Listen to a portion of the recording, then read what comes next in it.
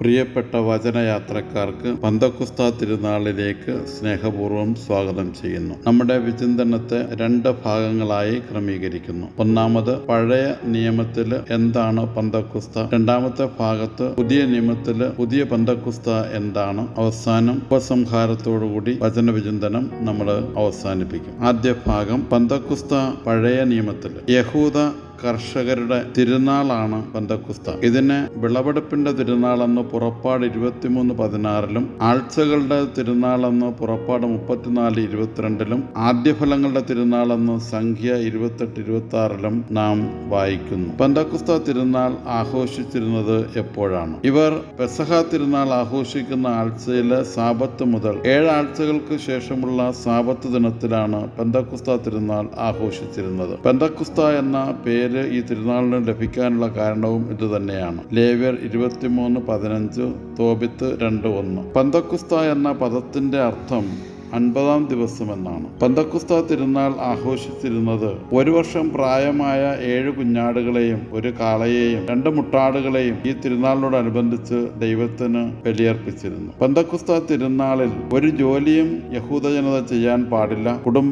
കുടുംബാംഗങ്ങളോടൊപ്പം സമൂഹത്തിലെ അവഗണിക്കപ്പെട്ട വിഭാഗങ്ങളായ അനാഥരെയും വിധവകളെയും പരദേശികളെയും ലേവായരെയും ഈ തിരുനാൾ ആഘോഷത്തിൽ അവർ പങ്കെടുപ്പിച്ചിരുന്നുവെന്ന് നിയമാവർത്തനം 16:11 മുതൽ 12 വരെയുള്ള വചനത്തിൽ നിന്ന് വ്യക്തമാക്കുന്നു. വിളവെടുപ്പ് ഉത്സവമായി തുടങ്ങിയ പന്തക്കുസ്തയ്ക്ക് കാലക്രമത്തിൽ ഒരു പുതിയ വിശദീകരണം നൽകപ്പെട്ടു. സീനായ് മലയിൽ വെച്ച് മോശയ്ക്ക് കൽപ്പനകൾ നൽകിയതിന്റെ അനുസ്മരണാർത്ഥമാണ് ഈ തിരുനാൾ ആഘോഷിക്കുന്നത്. ഈ കൽപ്പനകൾ അഥവാ ന്യായപ്രമാണങ്ങളായിരുന്നു യഹൂദജനത്തിന്റെ ഭരണഘടന. പന്തക്കുസ്ത പുതിയ നിയമത്തിൽ 1. ദൈവത്തിന്റെ ദാനമായ സമ്മാനമായ പരിശുദ്ധാത്മാവ് പുതിയ നിയമത്തിൽ ദരിദ്രരോട് സദ്വാർത്തയാകാൻ, ബന്ധിതർക്ക് മോചനമാകാൻ പുതിയ നിയമത്തിലുടനീളം പ്രവർത്തിക്കുന്നതായി നമുക്ക് മനസ്സിലാക്കാൻ സാധിക്കും. പുതിയ നിയമത്തിൽ അപ്പസ്തോലന്മാരുടെ മേൽ പരിശുദ്ധാത്മാവ് എഴുന്നള്ളി വന്നത് പന്തക്കുസ്ത ദിനത്തിലാണ്. നടപടി പുസ്തകം 2:1. അതാണ് ഇന്നത്തെ 1-ാം വായന. സഭ ഔദ്യോഗികമായി ഈ ഭൂമിയിൽ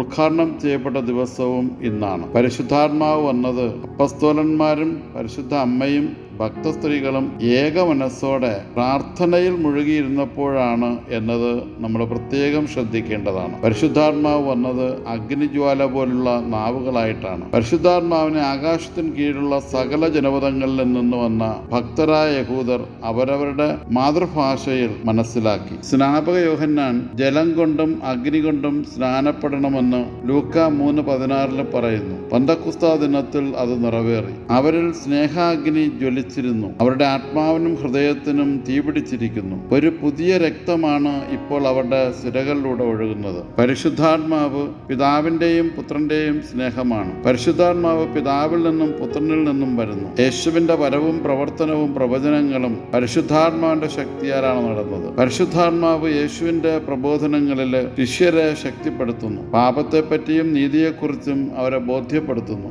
പരിശുദ്ധാത്മാവിനാലാണ് യേശു ജനിച്ചത്. പരിശുദ്ധാത്മാവിലൂടെയാണ് ദൈവത്തെ നാം അബ്ബാ പിതാവ് എന്ന് വിളിക്കുന്നത്. പരിശുദ്ധാത്മാവ് വിശ്വസിക്കാത്തവരെ വിധിക്കും. പരിശുദ്ധാത്മാവിനെതിരെ സംസാരിക്കുന്നവരുടെ പാപങ്ങൾക്ക് മോചനം ലഭിക്കില്ല എന്ന് മർക്കോസ് 3:29 നമ്മെ ഓർമ്മപ്പെടുത്തുന്നു. 2. പരിശുദ്ധാത്മാവ് വരുന്നത് ഭൂമിയുടെ മുഖം നവീകരിക്കാനാണ്. ദൈവത്തിന് ഇഷ്ടമില്ലാത്തതെല്ലാം, അതായത് ജഡത്തിന്റെ വ്യാപാരങ്ങളായ വ്യഭിചാരം, അശുദ്ധി, ദുർവൃത്തി, വിഗ്രഹാരാധന, ആഭിചാരം, ശത്രുത, കലഹം, അസൂയ, കോപം, മാത്സര്യം, ഭിന്നത, വിഭാഗീയ ചിന്ത, വിദ്വേഷം, മദ്യപാനം, മധുരോത്സവം എന്നിവയെ പരിശുദ്ധാത്മാവാകുന്ന അഗ്നി കത്തിച്ചു കളയുന്നു. പരിശുദ്ധാത്മാവാകുന്ന അഗ്നി കത്തിച്ചു കളയുമ്പോൾ ആത്മാവിന്റെ ഫലങ്ങളായ സ്നേഹം, ആനന്ദം, സമാധാനം, ക്ഷമ, ദയ, നന്മ, വിശ്വസ്തത, സൗമ്യശീലം, ആത്മസംയമനം എന്നിവ നിറഞ്ഞു നിൽക്കും. ജഡികത ആത്മീയതയ്ക്ക് വഴിമാറും. ഗലാത്യർക്ക് എഴുതിയ ലേഖനം 5-ാം അധ്യായം 16 മുതൽ 25 വരെയുള്ള വചനങ്ങൾ. ഇതാണ് ഇന്നത്തെ 2-ാമത്തെ വായന.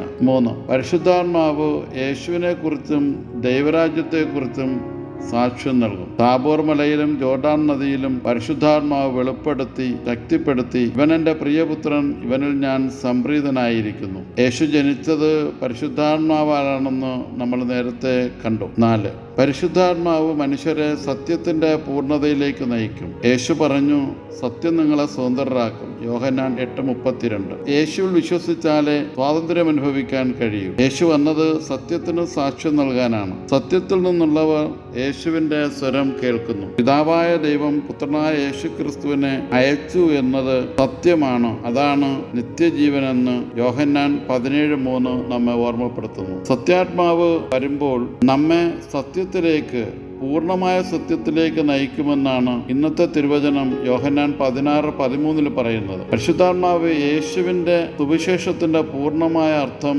വെളിപ്പെടുത്തി തരുന്നു. യേശുവിലൂടെ പൂർത്തീകരിക്കപ്പെട്ട ദൈവവചനത്തിന്റെ പൊരുൾ ഗ്രഹിക്കാനും പ്രായോഗികമാക്കാനും സത്യാത്മാവ് ശിഷ്യരിൽ പ്രവർത്തിക്കും. അതിനുവേണ്ടി അവരെ നയിക്കും. പോതെ ഗയോ എന്ന ഗ്രീക്ക് പദത്തിന്റെ അർത്ഥം നയിക്കുക എന്ന് മാത്രമല്ല, അതിനെ ഇങ്ങനെ നമുക്ക് പരിഭാഷപ്പെടുത്താം: വഴിയെ നയിക്കുക എന്നുള്ളതാണ്. അപ്പോൾ ആത്മാവിന്റെ വഴിയെ നമ്മൾ നയിക്കപ്പെടുമ്പോൾ വചനത്തിന്റെ പൊരുളും ഉൾപ്പൊരുളും നമുക്ക് മനസ്സിലാകും. പഴയ നിയമത്തിൽ വഴിയെ നയിക്കുക എന്ന പ്രയോഗം ദൈവം തന്റെ ജനത്തെ നേരായ മാർഗത്തിലൂടെ നയിക്കുന്നതിനെയും, സങ്കീർത്തനം 25:5, 9, 85:10 ജ്ഞാനം പകർന്നു നൽകുന്നതിനെയും ജ്ഞാനത്തിന്റെ പുസ്തകം 9:11, 10:10 സൂചിപ്പിക്കുന്നു. യേശുവിന്റെ പ്രബോധനങ്ങൾ ഭാവിയിലേക്ക് സമ്മഹിക്കുന്നവനാണ് പരിശുദ്ധാത്മാവ്. 6. പരിശുദ്ധാത്മാവ് സഭയെ മിഷനറിയാക്കുന്നു. യേശു ഒതുക്കപ്പെട്ടവരോടുള്ള സ്നേഹത്തെ പ്രതി അവരുടെ സ്വാതന്ത്ര്യത്തിനും ഭാവിക്കും മഹത്വത്തിനുമായി നിലപാടെടുത്തു. അത് കുരിശോളം എത്തുന്നത് പരിശുദ്ധാത്മാവിന്റെ പ്രവർത്തനത്താലാണ്. ഉപസംഹാരം: പരിശുദ്ധാത്മാവ് ഐക്യത്തിന്റെ അടയാളമാണ്. അത് അനീതിയെ മൂടുവെച്ചുകൊണ്ടുള്ള ഐക്യമല്ല, മറിച്ച് അനീതിക്കെതിരെ, അടിച്ചമർത്തലുകൾക്കെതിരെയുള്ള പ്രവർത്തനത്തിലൂടെ രൂപപ്പെടുന്ന ഒരു ചരിത്ര യാഥാർത്ഥ്യമാണ് ആകണം ഐക്യം. പരിശുദ്ധാത്മാവ് പുതിയ ഹൃദയത്തെയും പുതിയ ഭൂമിയെയും രൂപപ്പെടുത്തുന്നു. പരിശുദ്ധാത്മാവിന്റെ പ്രവർത്തനങ്ങൾക്ക് നമ്മെ തന്നെ വിട്ടുകൊടുക്കണമെങ്കിൽ നാം എല്ലാവരും സത്യം അന്വേഷിക്കുന്നവരാകണം. പലപ്പോഴും അധികാരസ്ഥാനങ്ങളിലും അവരോടൊപ്പം സഹകരിക്കുമ്പോഴും സത്യത്തിനെതിരെ നിലപാടെടുക്കുവാൻ മനുഷ്യർ പ്രലോഭിതരാകും. ദൈവമാണ് സത്യം. പിതാവായ ദൈവം പുത്രനായ യേശുവിനെ ലോകത്തിലേക്ക് അയച്ചു എന്നതാണ് സത്യം. യേശുവിന്റെ പ്രവർത്തനങ്ങളെ തുടർന്നു കൊണ്ടുപോവുകയും ശക്തിപ്പെടുത്തുകയും വിശദീകരിക്കുകയും വിശുദ്ധീകരിക്കുകയും ചെയ്യുന്നത് പരിശുദ്ധാത്മാവ് എന്നതാണ് സത്യം. ഈ സത്യത്തോട് ചേർന്ന് പോകുവാൻ ദൈവം നമ്മെ അനുഗ്രഹിക്കട്ടെ. അതിന് നമുക്ക് ഒരുമിച്ച് പ്രവർത്തിക്കാം. സ്നേഹപൂർവ്വം, ഫാദർ നിക്കോളാസ് ടി.